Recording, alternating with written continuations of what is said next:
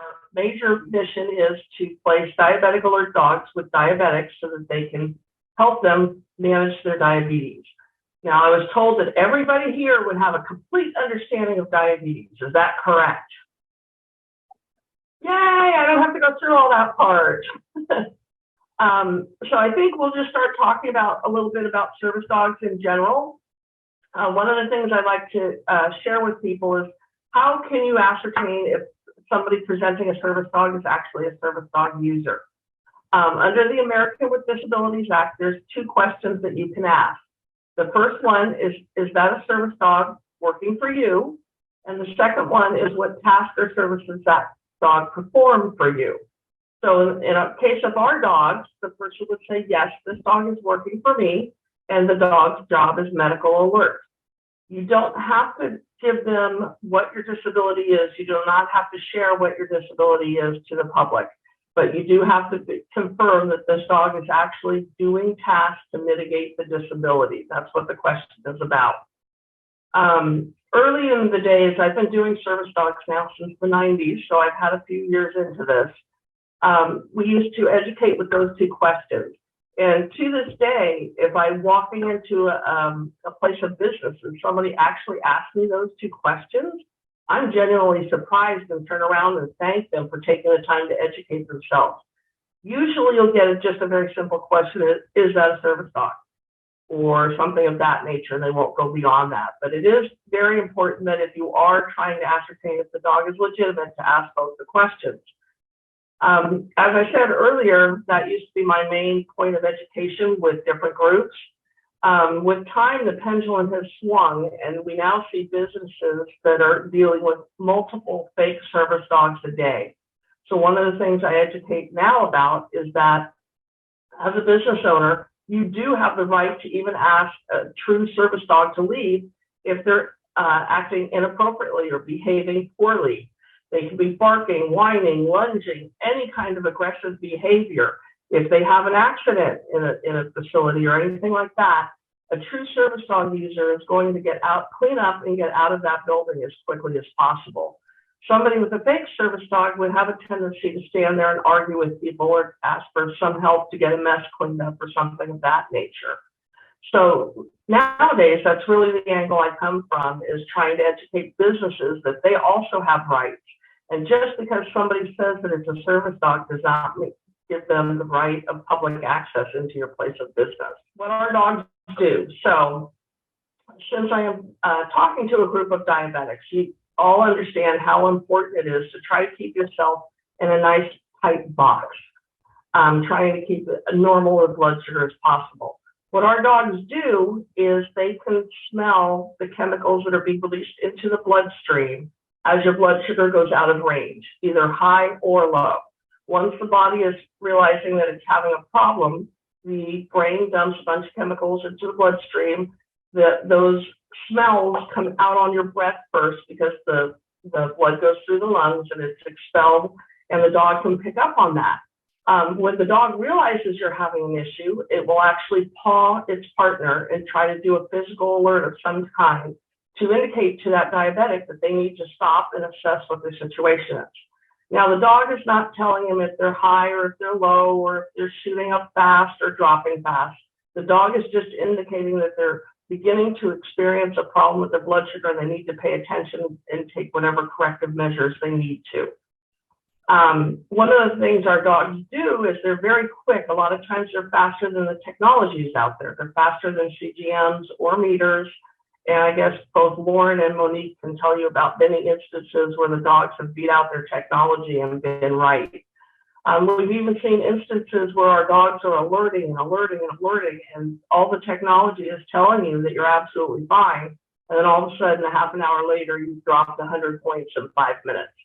So when our dogs are alerting, our diabetics really need to pay attention to them and let them know that it's beginning or needs to be taken care of. One of the other things we've just embarked on in the last year or so is we're actually beginning to work, or actually we completed a program where we've taught some of our dogs to alert on COVID-19 as well.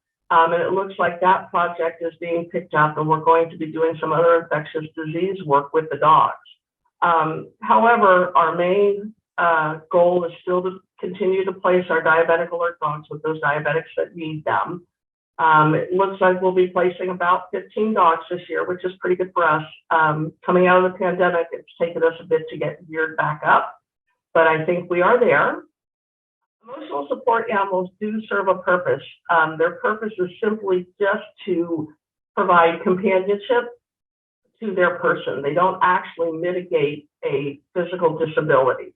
So that is the basic difference between an emotional support animal and a service dog. The general public is pretty confused about the nuances between the two. And overall, ESAs, emotional support animals, do not have public access. Public access is granted under the American with Disabilities Act, and that does not include emotional support animals. However, the public has kind of decided that their emotional support animals should be able to go into Costco with them or into restaurants with them, and that is not true. Again, the answer to the second question, what task or service does that dog perform? When there is no task or service to perform, that makes it an emotional support dog, and that does not have access rights. I'm going to go ahead and throw it over to Monique and Lauren then, and let them, because their stories are far more interesting than me sitting here talking at you.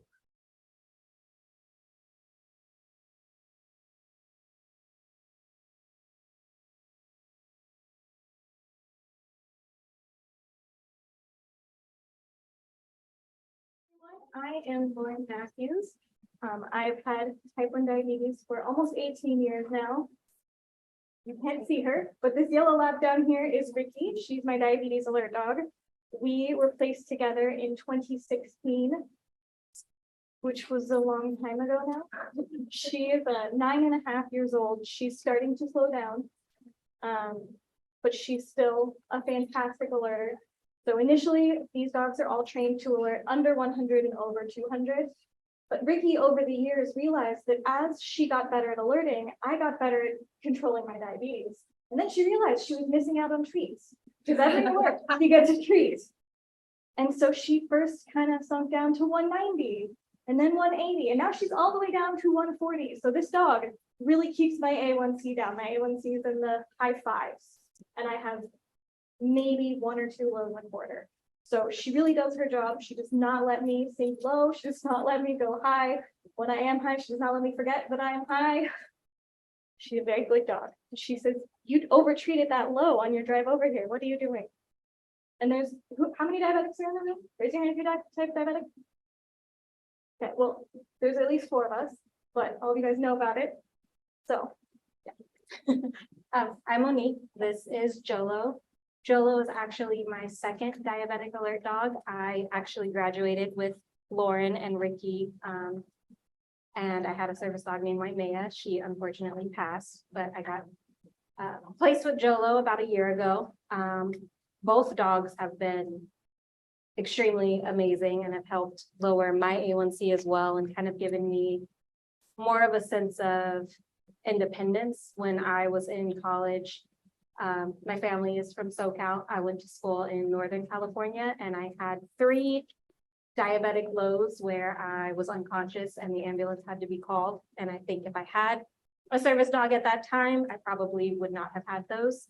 For example, Jolo actually caught DKA really early back in October. He would not leave me alone all day, and we caught it so early that I was barely at the borderline. The hospital kept me just to make sure, but yeah, if he didn't catch it a few more days, I probably would have been unconscious. So yeah, they're pretty much amazing. Doesn't matter which dog you get, or they're all trained extremely well and they will work for the treats. So yeah, and the bond is insane. They're supposed to be working, but with any dog, you know that they love you unconditionally and they force you to love them. So yeah. So if I can clarify, I'm not certain that everybody in the room is totally clear on diabetes and blood sugar levels and what happens when you're high versus low. So I don't know, maybe a quick umbrella. So low blood sugar would typically have symptoms of like sweating, being kind of incoherent, dizzy, a lot of shaking. Yeah, kind of like a drunk feeling almost, if that makes sense. You can have slurred speech. You can go into a coma.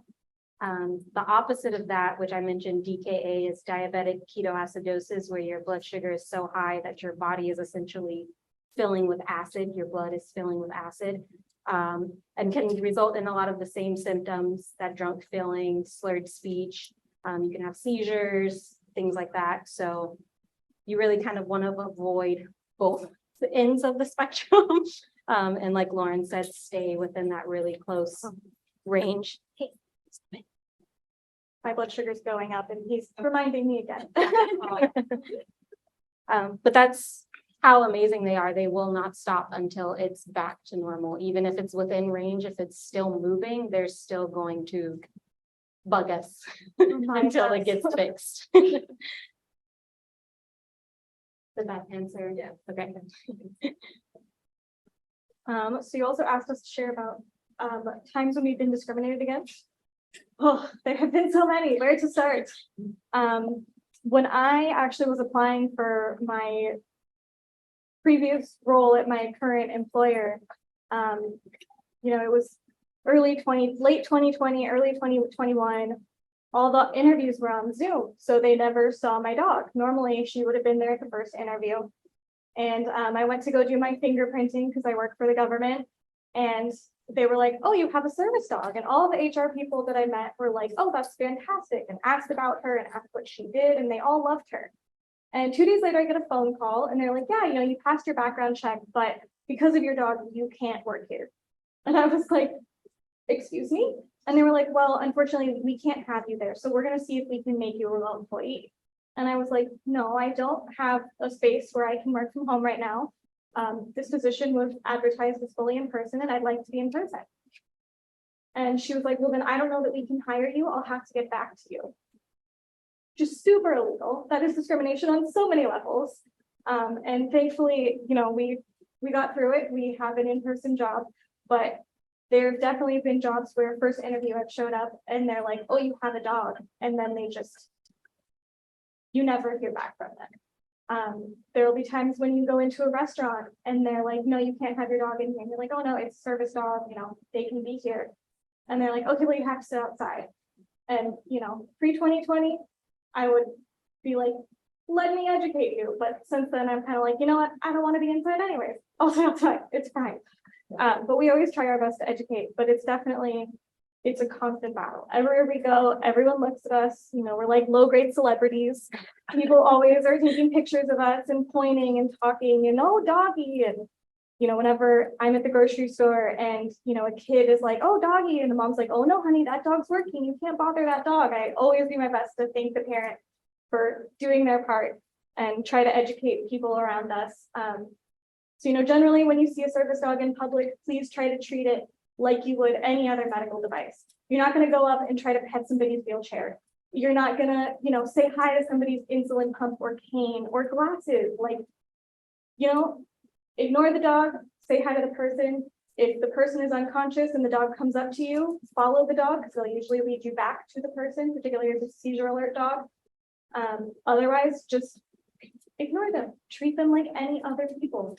You're not going to go up to like a random stranger in the grocery store and be like, oh, so why are you disabled? Or like, tell me about why you have a service dog.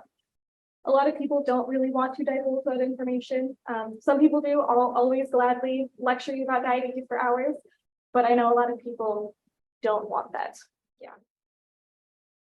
I would really just add that not all disabilities are visible, and diabetes is one of those where it is not. So it's very easy for people to think that you're faking or you're just saying your dog is a service dog.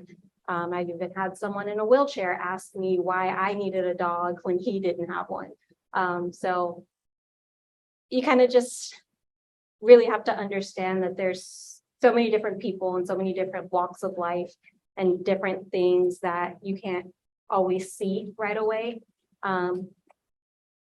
Yeah, so like Lauren said, don't just walk up to the dog, talk to the person because the person is there. The person is who matters. Yeah, it's a cute dog, but there's cute dogs everywhere. So. And I will say my husband is deaf and he has a hearing alert dog. He actually graduated from Long Beach in 2021. And I think when we're out in public together, I think we get fewer questions because people assume that we're trainers, which I think is kind of funny. So it's like we get fewer questions with two 60-pound Labradors at our feet than either one of us do alone. So, you know, I mean, I guess it's fine that people assume that we're trainers, so they still leave us alone, but it's like, no, she's mine. She's mine. A little side note that's kind of amazing as a woman, it's great to have the dog. It's like a little extra added protection, even though they're not trained for that. I have had people literally cross the street to get away from us. So that's always a plus as well to have that protection. I'm sure if he needed to, he might do something, but they're definitely not trained for that. So yeah, Ricky will hide behind me, but it is kind of nice to go out of their way to avoid you. Can you talk about, so since diabetes is a invisible disease that nobody on campus necessarily can identify a student with diabetes or even a faculty or staff member, how is the transition in making your disability visible by clearly having an animal with a vest that says Early Alert Canines? Well, for me, when I was first diagnosed, I was 13. So I was just starting high school and I completely hid it. And then I got an insulin pump, which makes it a little bit more visible. And I was a cheerleader and doing things like that. And I work in the entertainment industry, so modeling and acting. And I realized very quickly that it's a lot safer if people know than if they don't know. So for me, it wasn't too bad, just simply because I liked the idea that, you know, if something were to happen, people are already looking at me. And it kind of forced me to make sure my appearance is always great, but yeah, it wasn't as hard necessarily, but there are days where I'm like, I just want to get through the store. I just want to grab my groceries. And you don't really get that. Like Lauren said, we're kind of like B-list celebrities. Everyone always wants to look at the dog or ask questions about the dog. You kind of have to take it with a grain of salt. Sometimes you can be, you know, really strict and just say, you know, I just want to get through my shopping. Can you leave me alone? And other times you're just willing to answer the questions. And a lot of times it does get them away faster to just answer the questions. So, yeah. Or hand them a business card and be like, I don't have, you know, I'm really busy right now, but you're welcome to look it up online. Yeah. So for me, I was diagnosed at 12 and 3 months later, I had my first insulin pump. It was, you know, a bright blue pager. And I think a 12-year-old going around with a pager looking thing always raised a lot of questions. So I was always a very vocal advocate of like, this is my insulin pump. I have diabetes. This is what diabetes is. So I was kind of a walking billboard shortly after diagnosis on. I've always been kind of like a loud, rambunctious diabetic that will tell anybody who will listen all about my disorder and what it means to me and why I've struggled with it and why it's a pain in the butt. And I have to keep myself alive all the time. So it was not that big of a transition, I'd say, for me to go from no dog to dog. I think it definitely gave me a larger audience to lecture. I like to think I've educated a lot more people because of her. You know, definitely you get the constant like, but you're not fat. You don't look that fat. Like, you're so young to have diabetes. And it's like, I was 20 pounds underweight when I was diagnosed with diabetes and I was 12 years old. So neither of those stereotypes fit. So yeah, I don't know. I definitely think it's a good thing that they do draw a little more attention because it does bring a little bit more awareness to this invisible disorder. Yeah. Call them out in the room, but the chief of police for our university campus here. And if you could address maybe how his officers and dispatch would handle a service animal of any type in case of an emergency. It's really interesting. It's a good question. A lot of first responders, you know, are very interested in how they should handle a service dog when it's presented with a person. The service dog is not going to want to leave their person. It's going to want to stay with them if there's some kind of a medical emergency that you're dealing with. And what we've seen in the past is generally the dogs are transported with the person because there's not always somebody to hand it off to. So the other thing to realize is one of our biggest issues is the fake service dog interfering with the working service dog. So if you have two service dog users and one is saying that the other dog is not a real service dog and that it's interfering with our dog, you really need to be proactive about making sure that the fake service dog is not allowed to continue to act inappropriately and that they need to be able to leave the facility or the building as needed. I'm curious if they take the animal in the ambulance with them, and are they allowed to go into the hospital if, say, somebody went in for DKA, that sort of thing? Yes, what we've seen historically is that the dog is transported with the patient to the hospital. Most hospitals are very welcoming of the dog. They realize that it is a service dog and that it will be well behaved. But there are places within the hospital the dog can't go.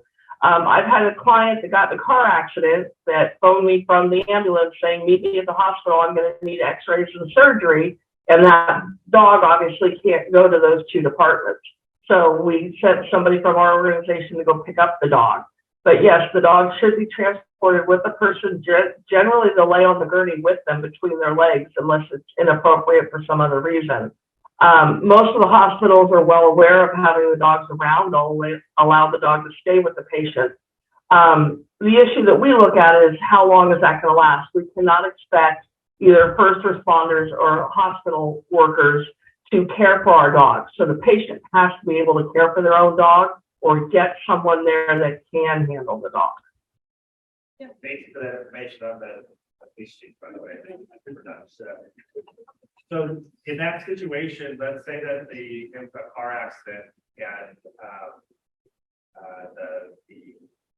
the person is unconscious. Are there contact numbers? Are there ways to get a hold of? I mean, obviously, if we have their emergency information or something like that, call a family member. But I've been in situations where you don't have any of that information. The person's unconscious. Yeah. Generally speaking, there's a few things out, and Monique and Lauren may know of examples of. There's been cards attached to a vest that said, in case of emergency, please contact these people. If you can get any emergency contact information on them, those people should be aware that they have a service dog and they should be willing to come get it. And knowing my officers don't just want to take the dog off and take care of that's not the best situation. I will say it adds a layer of complexity that the dogs are not supposed to wear their vests in the car. So I think a car accident where the person is unconscious might be a little bit more tricky of a situation because you don't know that it's a service dog. I'd say our dogs at least have tags on their collars that say like service dog, and they usually have the handler's name and phone number. We also have cards in their vests that have a little bit more information, but I don't think there's no emergency info. Actually, I need to get mine from Carol, so I don't have one right now. There is a tag, there's an EAC tag that they have in addition. Yeah, so it would have their number, which would definitely be helpful because then they can reach out to appropriate family members. I personally, iPhones have the health emergency app. So I personally put everything on there and specifically put, I have a service dog. This is his name. He may be with me. And I also have, there's like so many different things that people just have to kind of be aware of. But like I have a seatbelt cover that if it says medical emergency, and if you open it, inside is a card with everything listed, and it also includes Jolo. So I think it's really more so the person and how much they're identifying their disability and if their emergency help is accessible in that kind of way. Yeah. So John, I think that truly, in the sense of, that's a good clarifier for some of us with service animals versus like PSAs versus a pet, right?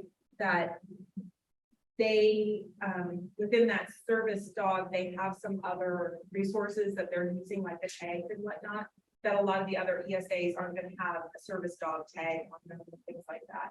And unfortunately, Carol, maybe you can address this too. And sorry, it's me beeping. I'm dropping low, so I've just been eating Smarties in the back of the room. So sorry. Sorry,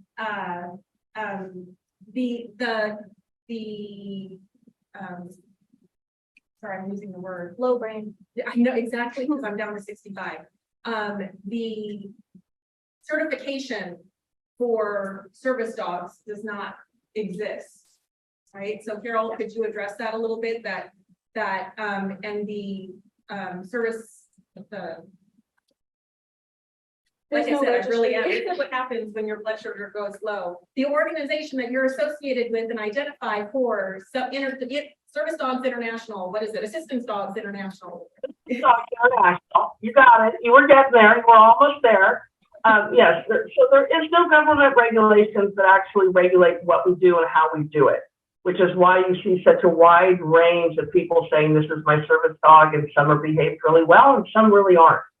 So we realized early on in the service dog years that we didn't want government regulations really coming in and dictating how we do what we do, because they generally don't take enough time to understand the industry to make sure that those regulations really work for us. So what we have done is we've created a global accreditation body. It's called Assistance Dogs International, and they set the standards across the board, everything from dog handling and dog care all the way through the finances. They look at our business model and make sure that everything we're doing is above board and that we have certain standards, so many hours of training for both people and the dogs. There's all kinds of accreditation standards that they live by. And those of us that want to put out a good product and care about the people that we're dealing with, we all want to be part of Assistance Dogs International. So we are accredited through them, and they actually set the standards that we have.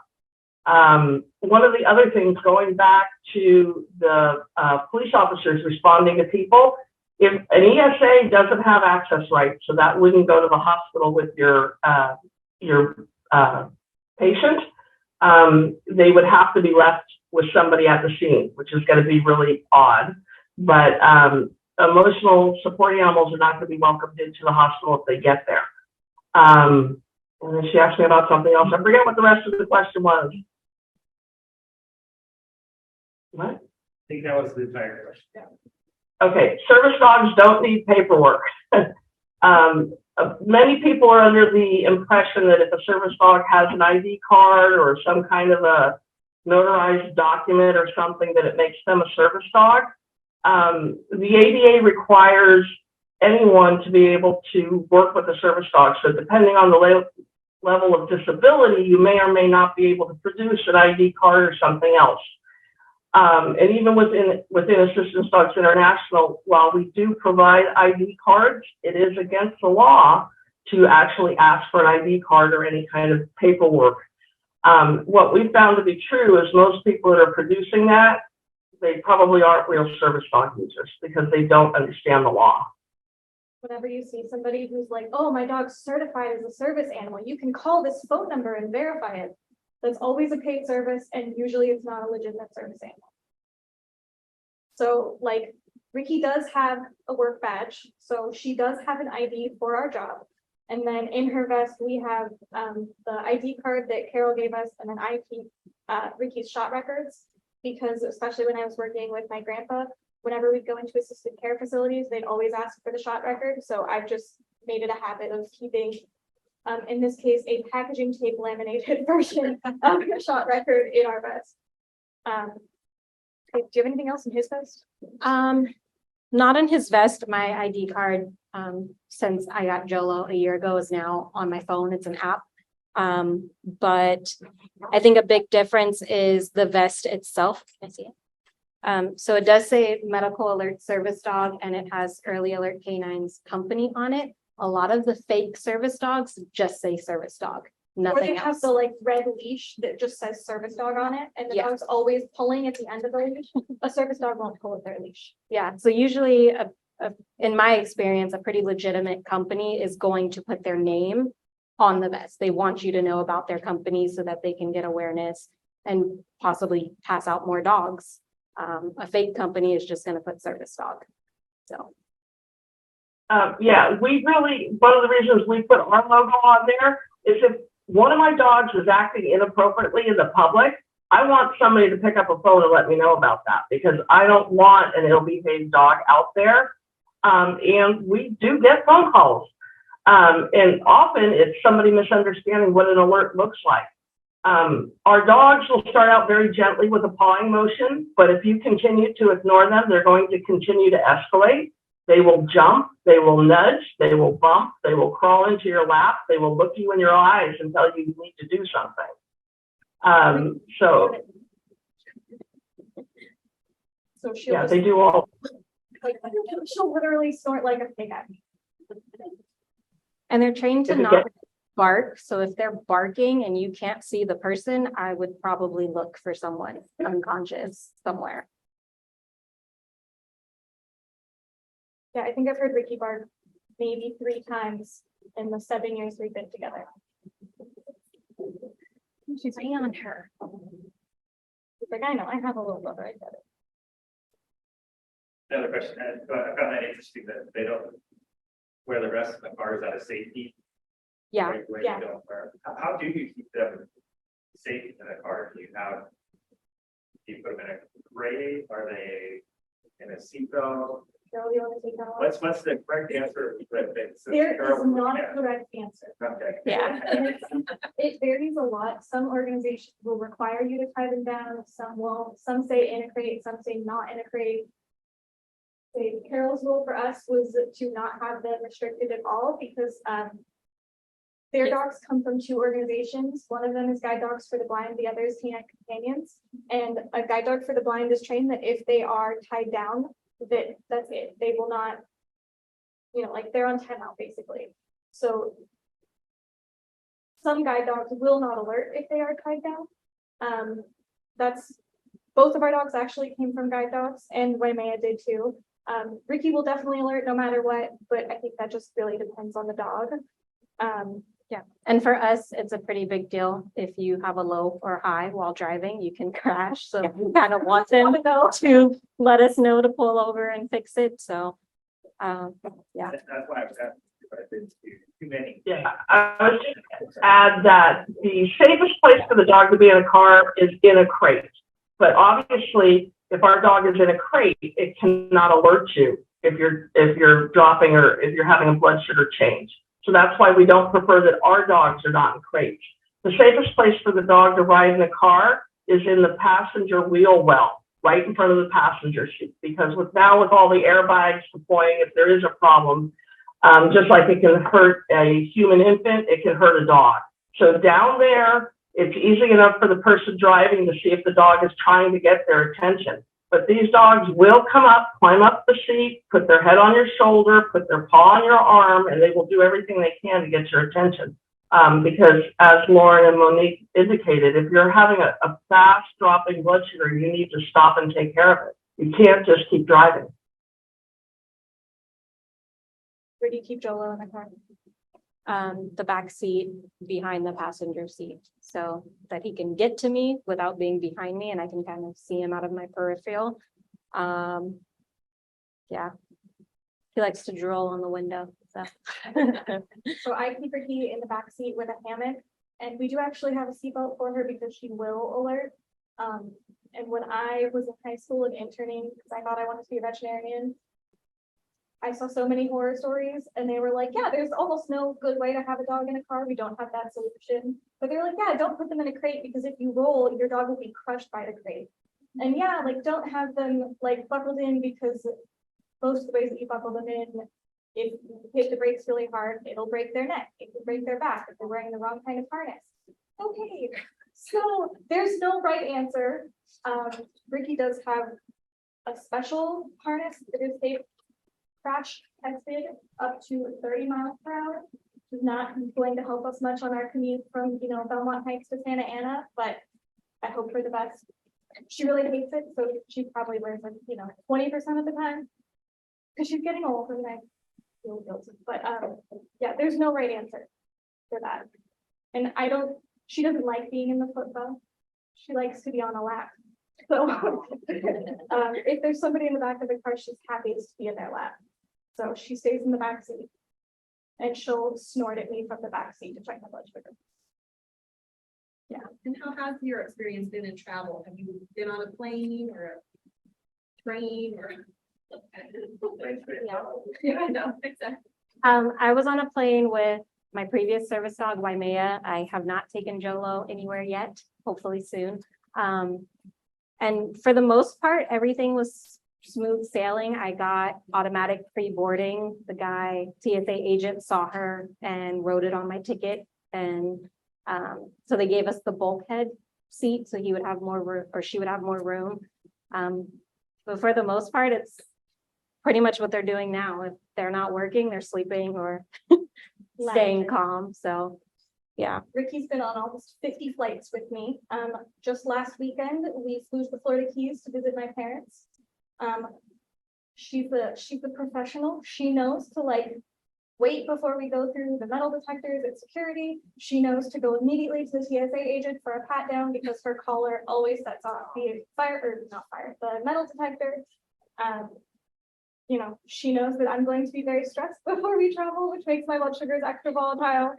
And actually last weekend was the first time in 3 years that we've traveled without my husband and his service dog. So I think we were both a little extra stressed because solo traveling again after so many years, and then, it's kind of weird traveling without your other half.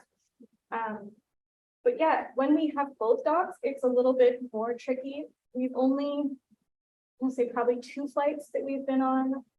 We didn't have an empty seat with us. So legally, if there is an empty seat on the plane, you can go to the gate agent and request that it be placed next to you so that you have a little bit more room. Of the 4 flights that we took in the last week, 2 of them had empty seats. So we had, the seat next to us, but in 2 of them we did not. And it's definitely tight when that happens because their butt goes underneath the seat in front of you and their head is kind of between your legs. And I am a very short person, and if I have trouble fitting in coach, I don't know how normal sized people do it, but especially with service dog, it's hard. We prefer to fly Southwest so that we can get the bulkhead, especially with 2 dogs, because they'll just kind of cuddle up together in the corner, and then usually we'll still have a little room for our legs. But yeah, they do really well. Ricky's been on planes and trains and boats, and she's always done really well. She has a life jacket in case we go on a boat. She's been on a canoe, did not really like that. They're not water dogs. I don't know. Jolo's not a water dog. Yeah, I'd say most of the service dogs end up not liking water for whatever reason. That's not always the case. Some of them do, but Yeah, Waimea loved it. I had to get a 20-foot leash for the beach because she would take off. So, yeah, traveling, I mean, they treat it just like any other day. It's when the vest is on, they're working. So they are pretty much really well, or do really well with that. And I think EAC trains them a little bit in the traveling. I know with Jolo and Waimea during our training together, we did things like ride the BART up north. I think even a trolley car we did. So they're used to, they get trained to make themselves compact and fit where they need to. yeah, Ricky and I used to take the bus to work every day in downtown Oakland. And then for a little while, we commuted on BART when we were living in the Bay Area. So they're fantastic. They get in the flow, they get in the rhythm, they get used to it. The best compliment, actually, so on one of our last flights, it was 2 individual travelers sitting next to us. And, the person in the middle sat down, we were in the window seat. And as we were getting up to leave the plane after a 4.5-hour flight to Atlanta, the lady on the end was like, "Oh my God, I didn't even know you had a dog." So after a 4-hour flight and then sitting on the tarmac and all of that, because I hadn't gone up the bathroom, I guess, they didn't even notice that I had a dog, which is definitely the best compliment. So would the dog go with you to the restroom then? No, there's not enough room. So, when you're traveling with somebody, you just ask whoever you're with to hold the leash. When you're traveling alone, hopefully you can become good enough friends with your seatmate to be like, hey, can you just keep an eye on my dog while I run to the restroom? I think some people will often ask flight attendants, but they usually won't take the leash. I don't know if there's like a rule about that, but Carol might know. And you're gonna have to make a deal with another passenger. We're not as afraid of having a negative consequence if the plane is in the air. It's not like they can steal the dog and run anywhere with it. You're pretty much gonna go in the bathroom and move as quickly as you can and get back to your seat. These days, flight attendants, anybody that's actually working for the airlines are less inclined to take the dog because that puts responsibility on them. But generally speaking, if you get up to go to the bathroom, you have 10 people volunteering to hold your dog while you go. And Ricky usually won't even stand up when I get up to go to the bathroom. She'll kind of look at me like, we're not leaving yet, what are you doing? So usually have to climb over my dog, and then I just ask whoever's sitting next to me, like, hey, she probably won't move, but can you keep an eye on it? And I've never had an issue with that. But on the ground, they do go to the bathroom with us. Yeah, yeah. Day-to-day life, yes, yeah, not on an airplane, there's no room. So follow up on that, if you go to the bathroom, like able to go to the bathroom on the plane, they have to hold it for the whole time. Yeah. Yeah. So usually it's, They're with trained. cold food and water for a couple hours before. We definitely try to book flights around their schedule because we know their schedules. Okay. But yeah, if we have to book a flight that is during one of their normal potty times, we extra encourage them to go. Most airports now do have an animal relief area in security, which is fantastic. Not all dogs will go in them because they're kind of disgusting and they smell really bad. And I've lectured so many airport staff about why we should not have fake grass, because fake grass is horrible. And it retains bacteria, and let's not like get our dogs covered in bacteria and then go on an airplane with funny people. But yeah, no, we try to do that. Yeah, there is a whole protocol that we actually teach our clients on how to travel with a dog just to avoid them needing to eliminate should they be on a long flight. And some people who are really ambitious that travel like to certain parts of Europe where they can take their service dogs, they will train dogs to use potty pads on airplanes, which is something I never want to do. Are there any other questions?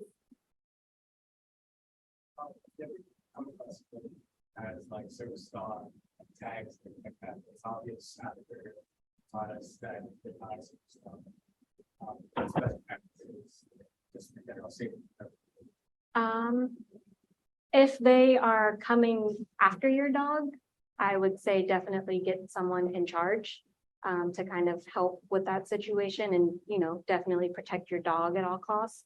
I was at Disneyland and a woman was arguing with the security guard that her Chihuahua was a service dog, but the Chihuahua was barking and lunging at the security guard and then at me and my dog, but we just happened to be walking by at the time. Disneyland is a little different because they do a lot of training on service dogs and they have a lot of accommodations for us, but that security guard kind of knew right away that one's a service dog. This one obviously is not. So generally they're making a lot of noise anyway. So somebody's already kind of paying attention and can kind of tell the difference. But me personally, I would try to get away as quickly as possible to protect my dog, because if they get hurt, even though that person will be responsible, it could affect them continuing to work. So I try to get away as quickly as possible. And then finding whoever's in charge and reporting it and trying to get that person out of the area. And as a staff member, you can always ask people with fake service animals to leave. Because even though they've got the tags and they're going to say, yes, it's for disability. Again, as Carol said earlier, even a service animal, if it is misbehaving in public, you are allowed to ask it to leave.